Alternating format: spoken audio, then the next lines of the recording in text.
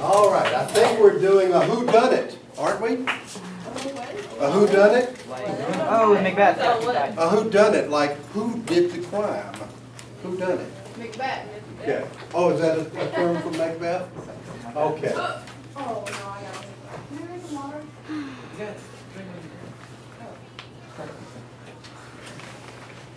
Who killed the guy?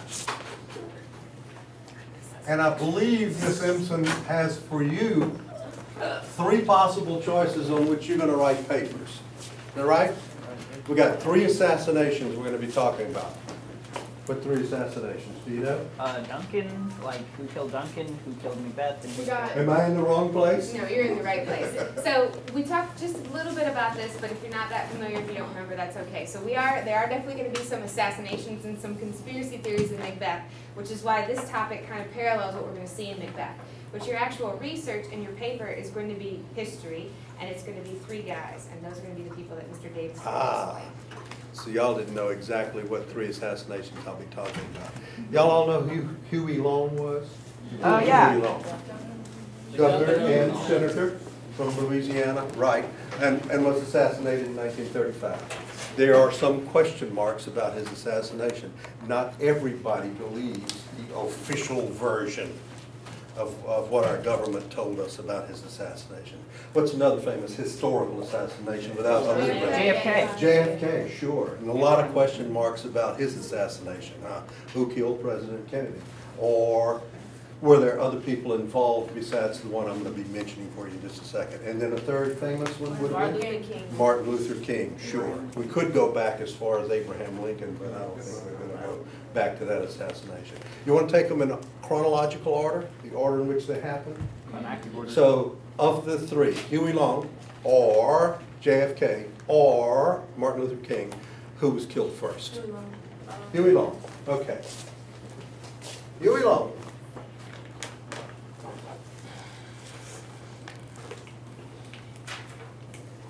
Anybody know when? 19. Wow, great. You just said it. Oh, did I? At the state capitol. Ooh. September 10th, 1935. Can we write this down? Yes. I think this is what paraphrasing is. The person who didn't know paraphrasing, writing No, stuff down. I did. I knew. Okay. Yeah, she's gonna want you to have some facts about each of these assassinations, and then some question marks that are not facts that you're to investigate and write in your paper. I think that's the point of all of this. Okay. Where? Did I hear somebody tell me? State Capitol, Baton Rouge, right?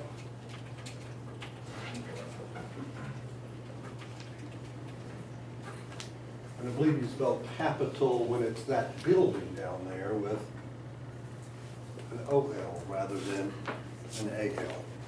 The city is capital C-A-P-I-T-A-L. The building is O-L. Okay. At the time, Huey Long was, Governor. Something. had been governor, first elected governor in 1928. And then his term ran until 1932. And then in 1932, he ran for a different political office. And that's the one he's holding in 1935 when he's killed. Anybody know what that is? Senator. Right. United States Senator.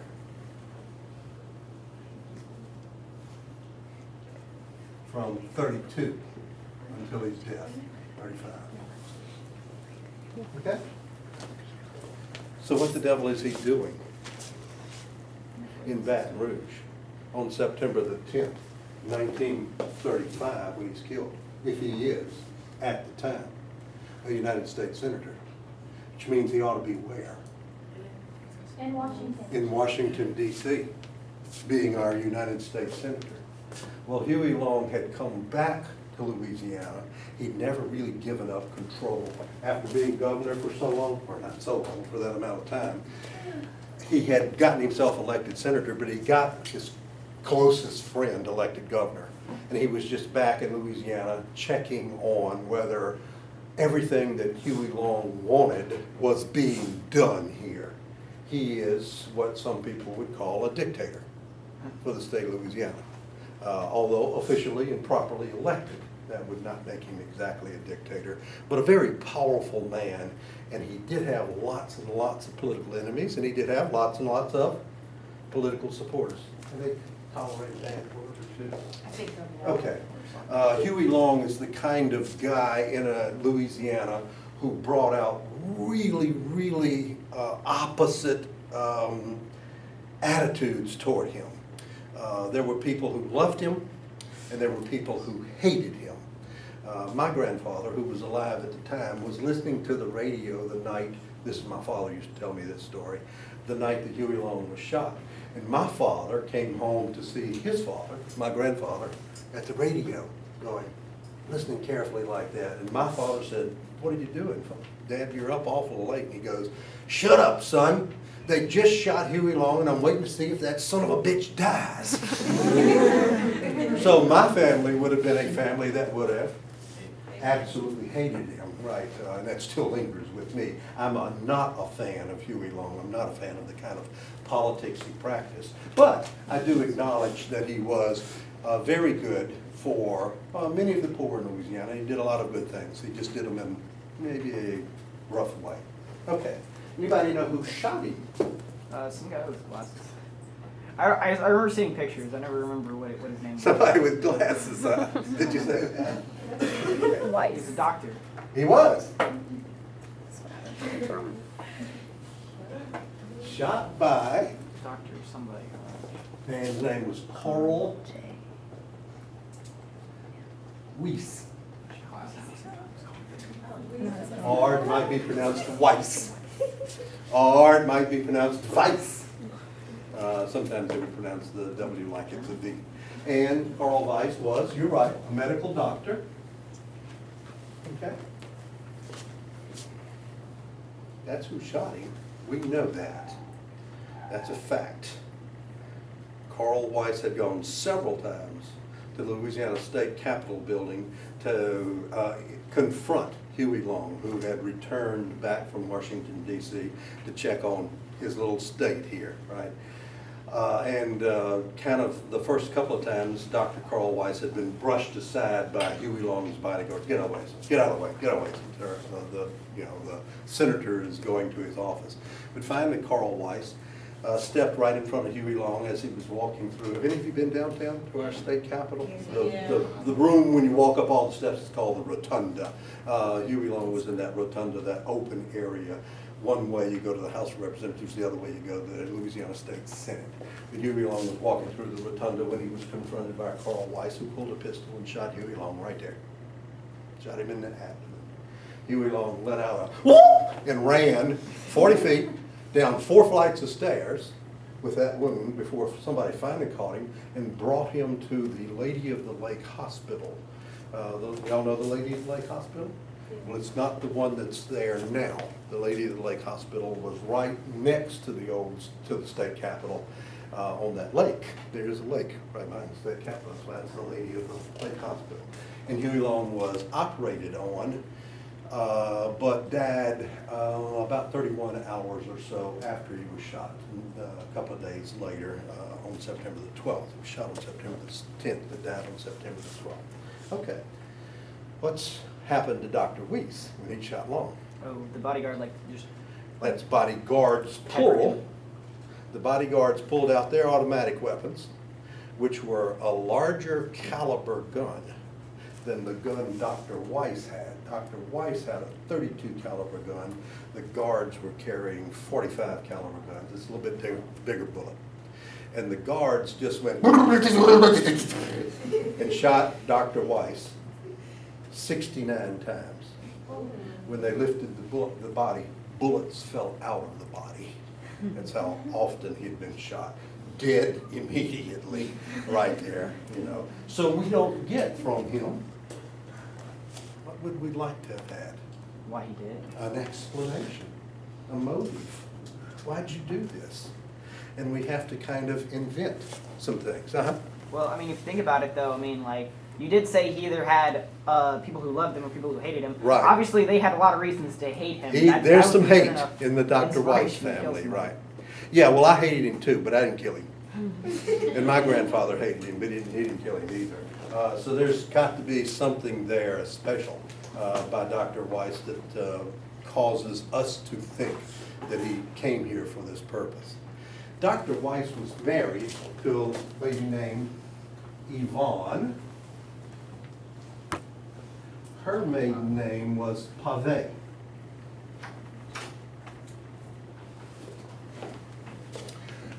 Her daddy, that'd be Dr. Weiss's, do it for me, father-in-law, was a judge in St. Landry Parish, Judge Benjamin Pave. And Judge Benjamin Pave was a very, very strong opponent of Huey Long. And Huey Long was actually back in Louisiana at this time to try to get the Louisiana State Legislature to pass a law that would take away from Dr. Benjamin Pave his judgeship. That makes sense now? So Carl Weiss would be very angry at Huey Long for doing something bad to his in-laws, Judge Benjamin Pave and his own wife, Yvonne. Plus there was a little bit of a racial issue. This is 1935, so this would have been maybe strong words in 1935. Huey Long had one time commented that Judge Pave had a little bit of coffee in the cream. What does that mean? I know my black students are laughing, aren't you? Because y'all know what it means. What's it mean? Mixed blood, right. And 1935, that would have been quite an insult for a man who claims to be white to say there is a black blood background there. So, you know, you got all of these personal and political reasons why Dr. Weiss is there to kill Huey Long. That's his motive, we assume. Okay, what's the dispute then? What's the other possible explanation? Did Dr. Weiss really do it? Well, the best evidence we have is yes, but we're lacking this. This almost never happens nowadays. We're lacking an autopsy of Huey Long. That is, a medical examination of the body after his death. So we're not sure what bullet passed through Huey Long. Guess what it might have been? Might have been one of the bodyguards. Might have been one of the bodyguards, right? And the ricocheting bullets, y'all been there in the state capitol, know that those walls are granite. And these bullets just bounce all over the place, especially when there are 69 of them being shot all about. Plus, Dr. Weiss's gun disappeared for 60 years from the state archives, and only in the last 10 years has shown up in some state trooper's attic. Oh yeah, this was the guy that killed Huey Long. Whoa! I mean, isn't that kind of the stuff you need to have on hand to make an argument that Dr. Weiss did in fact do this? And then there is this one other additional thing. Dr. Weiss might have been part of some bigger conspiracy. All of you know what Huey Long, 1 month to the day before he was assassinated, had said? On August the 10th, he'd announced his intentions to run for president of the United States. Okay. He had a program designed for the poor people in America. You'll know Share Our Wealth. Yes. It was his program to tax the very rich in America and redistribute that money to the poor. That's Share Our Wealth. Okay? It's very attractive to who? Poor people. Poor people, sure. And this is the time of the Great Depression. So what are there a lot of? Poor people. There are a lot of poor people. So does Huey Long have a chance? Yes. Yes. Who would he have been running against? The rich people. He would have been running against the current president. The current president was Franklin Roosevelt, who was trying to deal with this Great Depression at that time. So Huey Long might have been a rival to President Franklin Roosevelt's re-election opportunities, huh? So it could be Roosevelt. So Franklin Roosevelt might have had something to do with putting whites up with this, right? I don't know. We just don't know because we don't get it. What are we missing when we kill the guy? We don't get it, well, we're missing the gun. But we also don't get a trial where all the evidence is put forth, right? Okay, I know that I gotta get 3 of them covered today, so that gives you a little bit of background to the Huey Long assassination and the possible other conspiracy theories than just Carl Weiss killed Huey Long because they were enemies. There's maybe more than that. Okay, you good? You got something to look for when you do your investigation? All right. If we're doing these chronologically, what's next? Oh no, MLK is killed in 68. Yeah, so it's Kennedy. Kennedy's next. Yeah. He was killed at 63, huh? Right. So who killed him? The sniper guy. Yeah, Lee Harvey Let me do Oswald. my usual things for you. I always ask my history students who, what, when, where, why, and how. Who, what, when, where, why, and how. Who, what, Dallas, when, where, Texas. why, and how. Yeah. The who is JFK. That's who's killed, right? President John F. Kennedy. The when is November 22nd, 1963. In Dallas, Texas. And the where is in Dallas. Dallas, Texas. Okay, what was Kennedy doing in Dallas? Parade. Yeah, he was on a parade, but he was in a parade because he had come to Texas to repair some bad political feelings. The people of Texas were a little bit irritated with him. And Texas is a big state with a lot of votes. So if you're President Kennedy, you want to come here and go, look, did I tick y'all off? And how can I fix that, right? What makes this a little bit more interesting is, anybody know who Kennedy's vice president is? Kennedy's vice president, Edward J. LBJ. We use initials to talk about a lot of 20th century presidents. LBJ is Lyndon Baines Johnson. Guess where he's from? Texas. Woo! From Texas. If Kennedy is killed, who stands to become? Whoa. He was sworn in right after. Right. I mean, the body's on the plane, Air Force One, when he's taking the oath of office with Mrs. Kennedy standing right next to him.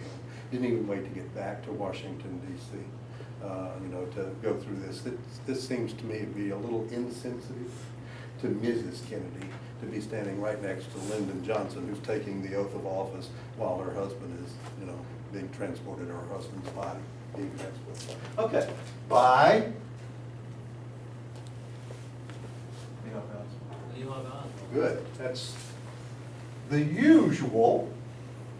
Definitely conspiracy.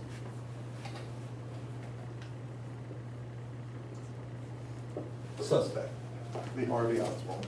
So who's Lee Harvey Oswald? He got killed right after the thing. 2 days after after President Kennedy's assassination, Lee Harvey Oswald was killed. But before he's killed, who is he?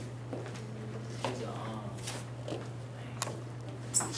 a ex-military. Lee Harvey Oswald is a 24-year-old kind of unhappy American. Unhappy American. He dabbled with communism. He'd gone to, what place would have been communist? Russia. He married a Russian girl and brought her back to America. He was a supporter of Fidel Castro. Guess where Lee Harvey Oswald was born? We can all be proud of. Right here in good old Louisiana, in New Orleans, but had moved about a lot. Was at the time of the assassination living in Dallas, Texas. Had gone to some schools in New Orleans, but he was one of these guys that just was always discontented, never happy. And he kind of thought about becoming a communist. He went to Russia, renounced his American citizenship, found that Russian wife, got unhappy in Russia, and now comes back to the United States by way of Cuba, who was in Cuba then and now. Fidel Castro, a communist, right?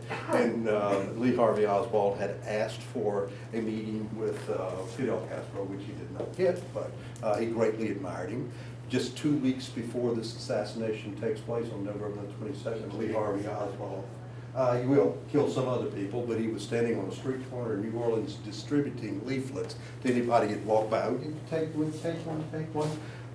Pro-Castro leaflets. Okay. We know that President Kennedy had tried to kill Castro. We don't like to admit that our presidents do that, but are you also naive that you know our presidents don't try to eliminate our enemy? Sure, we try to sometimes, not supposed to do that, but those are the kind of secret CIA things. And why had President Kennedy attempted to eliminate Castro?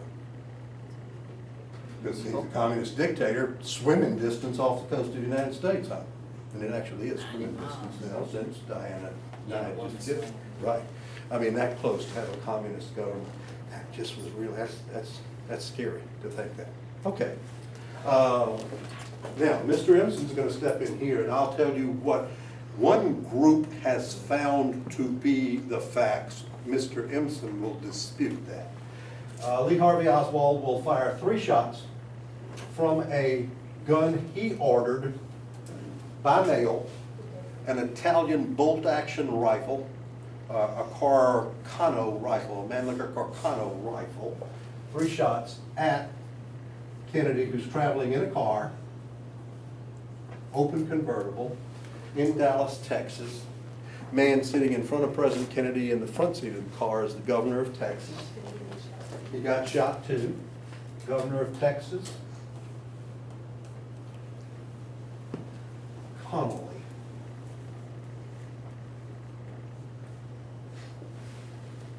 Lee Harvey Oswald is supposed to have fired these 3 shots from the 6th floor of a building called the Texas School Book Depository, a place Mr. Empson has gone, so he has a good sense of the scene there. Now that's pretty high up. Lee Harvey Oswald was an employee of the Texas School Book Depository. He owned the gun that's left there, hidden among the debris outside the window. These 3 shots are fired in 8 seconds. The first shot passes through Kennedy's upper back, exits right here, goes then through Governor Connolly, ends up in Governor Connolly's, goes through his hand and ends up in his thigh. We get that bullet, and it is matched forensically with the gun that's found at the scene that was ordered by Lee Harvey Oswald through the mail, that we have pictures of him holding proudly. Okay. So that's pretty good evidence that he probably fired that. That was the first bullet. The second bullet missed. The third bullet struck Kennedy in the back of the head and exited in the face. For those of you who want to, I would advise them to do this in your research. Check out the Zapruder film on YouTube. It's gruesome, but y'all like gruesome sometimes, don't you? It's fun. It's not fun to see a real person die the way that President Kennedy did. Okay, Lee Harvey Oswald then left the building by way of a back stairway. He was walking on a street corner when a police officer, a man named J.B. Tibbetts, said, "Hey, you look like somebody we're looking for. Come here." And then Lee Harvey Oswald kind of meandered toward the police car. And as J.B. Tibbetts, the police officer, was about to get out of the car, Lee Harvey Oswald shoots him 4 times. And then Lee Harvey Oswald runs to a theater, where he runs into the theater without paying for the ticket to see the movie. The lady in the theater ticket booth calls the police. The police arrive and go, "That's him, that guy sitting there, he didn't pay," and he's arrested. Wow. Unbelievable how we get our hands on Lee Harvey Oswald. He's arrested and brought to the police station. He is interrogated. I don't know what information he may have given the police. I'm sure he would deny that he had been the assassin. A couple of days later, as he's being transported from the police jail to a more secure facility, a man among the crowd that's looking at this steps out of the crowd and goes, "Pow!" Shoots Lee Harvey Oswald and kills him. And guess what we don't get? A trial, right? We don't get the information. The person who killed Lee Harvey Oswald is Jack Ruby. Jack Ruby, a Dallas nightclub owner. Some kind of associations with organized crime. You know, strip club joint, gangsters frequented his joint in Dallas. Jack Ruby said, I killed Lee Harvey Oswald because I wanted to spare Mrs. Kennedy of the trial of Lee Harvey Oswald. Other people would say, if I'm Jack Ruby, I killed him because, well, we'll talk about the conspiracy theories. Let me let Mr. Empson jump in here now and give his version of what he thinks about Lee Harvey Oswald. One of the hardest things in the world to do is to fire off 3 shots repeatedly with really great aim. Even if you were to look at your watch and measure off 8 seconds, to be able to shoot a moving target that's going away from you and to fire off all 3 shots exactly the way they needed to be by an expert marksman, which we know Lee Harvey Oswald was, is nearly impossible. Not saying it can't be done because we have no conclusive evidence, but it's nearly impossible. You would have to think that after the first shot goes off and people begin to realize that the president has been hit or that a bullet had been fired, that the car would have taken off and gone faster. It wasn't the case. In fact, when the first bullet was fired, the motorcade doesn't move faster at all. The only notice that you have that President Kennedy had actually been shot is the fact that he begins to slump over in the car. Mrs. Kennedy begins to lean over to talk to JFK when the final shot, the supposed third and final shot, hits his head, and it just is a gory mess for you. There's a couple things that really stand out though. If you watch any president today go to any place and give a speech, he's not walking around all by himself. He's surrounded by Secret Service agents. They're in the crowd, they're around the president. But on this day, the president did something that no other president in the time of a motorcade had ever done before. He drove through the city of Dallas without the top on the motorcade, supposedly saying he wanted the people of Dallas to see him. He was there to repair political damage that had been done over the course of many years, not just one random year. It just ends up happening. So the president is exposed. So is the governor, Mrs. Kennedy, the governor's wife, and the limo driver. The second major problem, you would never find a motorcade that would take a route that would go through so many tall buildings and not have police officers or Secret Service agents scout those buildings out and set up some kind of precautionary measure to make sure that nobody was in there that wanted to cause the president or any leader any kind of harm. Hardly any of that had been done. The third crazy thing that happened, you would never find a presidential motorcade that would slow down. And that's exactly what happened in Kennedy's. It was a crazy, almost like an S-turn that had to happen as he was going from one street to another. And as the president's motorcade made that next turn, it slowed down to well below 20 miles per hour, giving anybody that would have wanted to shoot the president at all a really easy target. Doesn't make much sense. Here's the fourth one, and the thing that really kind of throws you for a loop. As I mentioned, the president always is going to be surrounded by Secret Service agents. The car had no Secret Service agents anywhere around it. In fact, as you watch the Zapruder film, at the moment of impact of the final bullet, Mrs. Kennedy is able to hop on the back of the limo and start to crawl across the back of the limousine, trying, for what she thinks or could remember, to grab a piece of her husband's brain as it's flying out of the car and out of his head. The Secret Service agent has to run up from way behind the vehicle, jump on the back, and try to force her in. Why was nobody around the president to protect him? He's the most powerful man in the world, of the most important country in the world, in the middle of the Cold War, and you leave this guy completely unprotected. Made no sense to many people.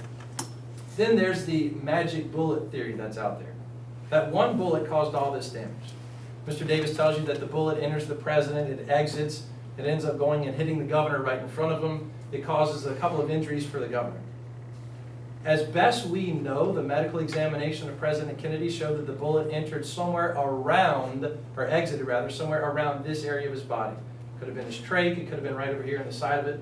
But regardless, if I'm the President of the United States and the governor of Texas is sitting right in front of me, and the bullet exits me from right here, then how does the bullet land in his thigh when he's sitting in a car?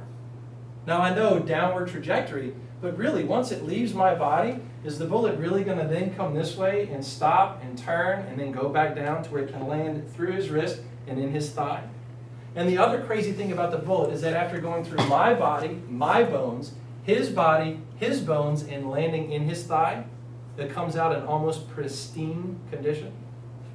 If any of you have ever hunted and shot a deer, you will know that if the bone strikes the bullet, or if the bullet strikes bark, or if it hits anything of substance, it's not 100% intact. It just splinters or gets all mashed up. But yet the bullet that they found on the gurney in the hospital would have shown an almost pristine condition bullet. That's a little questionable.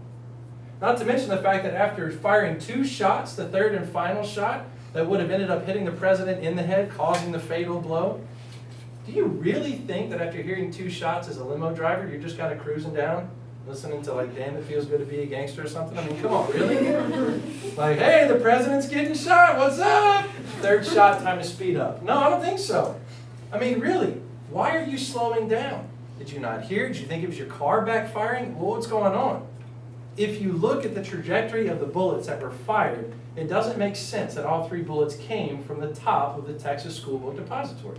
I've been there. I've stood in almost the exact same spot as Lee Harvey Oswald, seen the X on the ground where the final bullet struck the president and killed him. You'd be amazed. It looks like there's no way that bullet could have hit the president.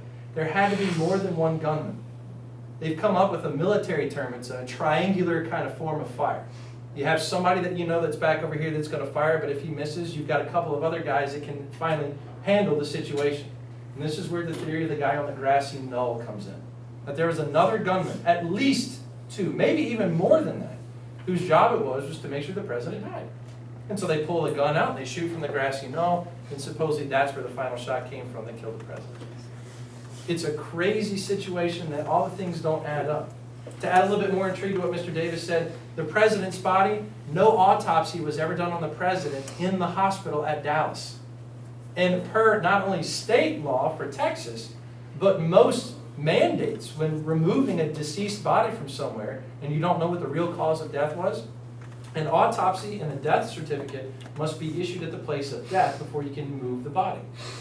They quickly packed the president's body up after some Secret Service agents and some other doctors came in, packed the president's body up, put him in a coffin, shipped him back out to Air Force One, shipped him to Washington, D.C., where an autopsy was done many hours afterwards under the watchful eye of the FBI and the Secret Service, the records of which are not open to us, the American public.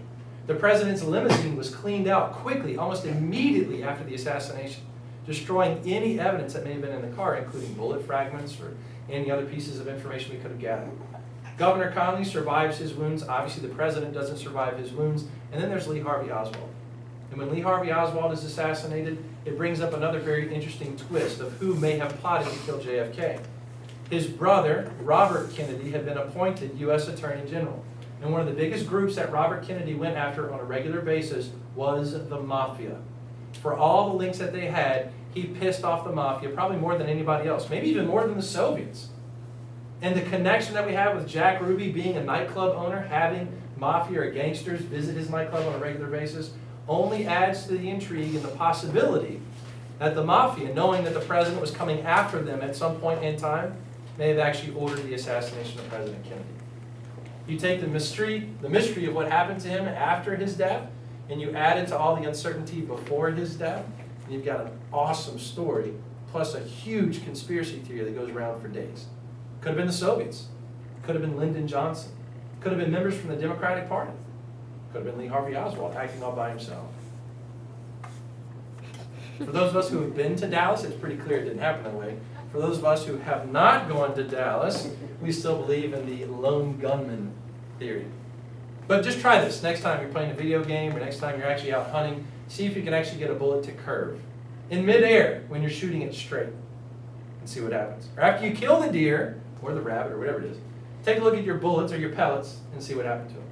And if you still think that it's just one bullet, come see me, I'll set you straight. They have a good sense of what the other options are. The connection with the president, the new president, Johnson, Mafia, Castro, all kind of things there for you to use as your conspiracy things. Okay, and we'll do the last one real quickly for you. MLK, Martin Luther King Jr. Anybody know when? 1960. 1968, Good. April 4th, 1968. Memphis, Tennessee. Memphis, Tennessee. What's he doing there? Sleeping at, he had a speech or something. He did. He had speeches a lot of places, but why did he come to Memphis? In fact, he delivered the last great speech of his life. I have been to the I mountaintop. have a dream speech. No, that was in Oh, '64 yeah, in that's Washington. yeah. This is the I have been to the mountaintop speech. Oh, yeah. And I have seen the other side. I may not get there. Oh my God. The man says, I may not get there with you the day before he's killed. That's a little bit prophetic. Quite a prediction, huh? Okay, he'd come to, prophetic, is it up there? It's my word of the week. Oh, okay, predicting future ends. He'd come to Memphis to help the garbage collectors in Memphis because they were paid such pitifully low wages, and he was trying to organize them. All right. He was standing on the balcony at the Lorraine Motel in Memphis, along with several other people. Jesse Jackson was right next to him. When a shot rang out and it passed through Mr. King's throat, and he will bleed to death very quickly. The person arrested for this, not immediately, but days later after a manhunt, is who? James Earl. James Earl Ray. James Earl Ray was kind of a minor criminal who had escaped about 2 months earlier from the Missouri State Penitentiary System and had followed Dr. King around like he was stalking him from Atlanta to Birmingham to Memphis and various other places. James Earl Ray was known to be a racist and had all kinds of literature and other discussions about, getting rid of black people. James Earl Ray bought the Remington rifle that is used to kill Dr. King in Birmingham and brought it with him to Memphis. We believe James Earl Ray was in another motel adjacent to the Lorraine. Miss Simpson has been to the Lorraine Motel, which today is the National Civil Rights Museum, right, converted to that. So she can give you a sense of the scene there. But James Earl Ray he will flee. He will be caught and assigned an attorney. And the attorney says, James, you're in a lot of trouble, dude. You've been a minor criminal, but now you get the big time. We're going to have to execute you by electrocution if you are found guilty. So James Earl Ray, rather than go through a jury trial, confessed to the murder. No trial. No presentation of evidence, right? But he said he did it. Okay. When he was arrested, he was actually on his way from London, England to South Africa. Anybody know anything about South Africa in the 1960s? Let's see. It might be on the board. Apartheid. Y'all know apartheid? Yeah. Right. South Africa would be exactly the place where a white man who hates blacks should go. Right. So, all of that ties up. He's arrested, extradited, shipped back from London to America here, where he starts to go through the trial but confesses to it. Okay, so what are the conspiracy theories? I mean, that sounds pretty locked in. James Earl Ray killed Martin Luther King. He Please excuse this interruption. Coach Snyder and Coach Morgan's 8-hour PE will meet in the gym today. Almost immediately he recanted. Y'all know the word recanted? Took back his confession. I only confessed to avoid possible death penalty. By confessing, he was given a life sentence. If he'd gone to a jury trial and been found guilty, he would have been executed. So he said, I really didn't do it. I just confessed to hopefully get out of being executed. James Earl Ray will escape from prison in Tennessee, be recaptured once again. He will ultimately visit with Dr. King's one of Dr. King's surviving sons, Dexter. And Dexter visited James Earl Ray in the last years of James Earl Ray's life. In fact, I think it was the last year of James Earl Ray's life. He died in 1999.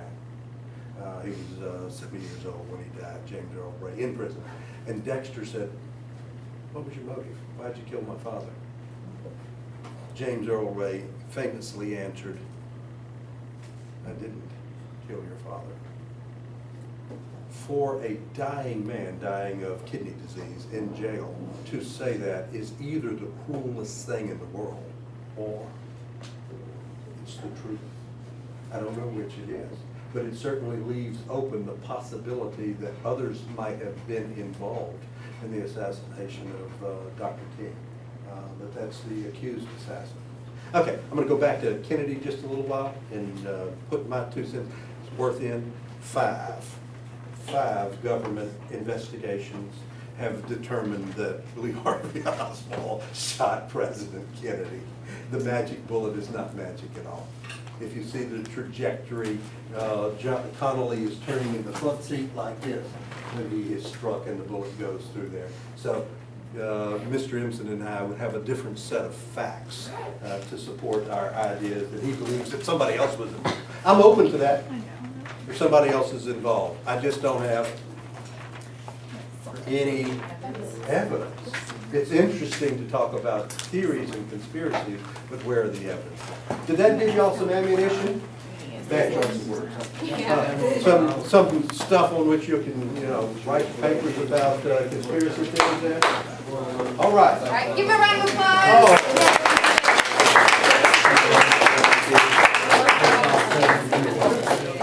Y'all listen, I've been checking your library cards.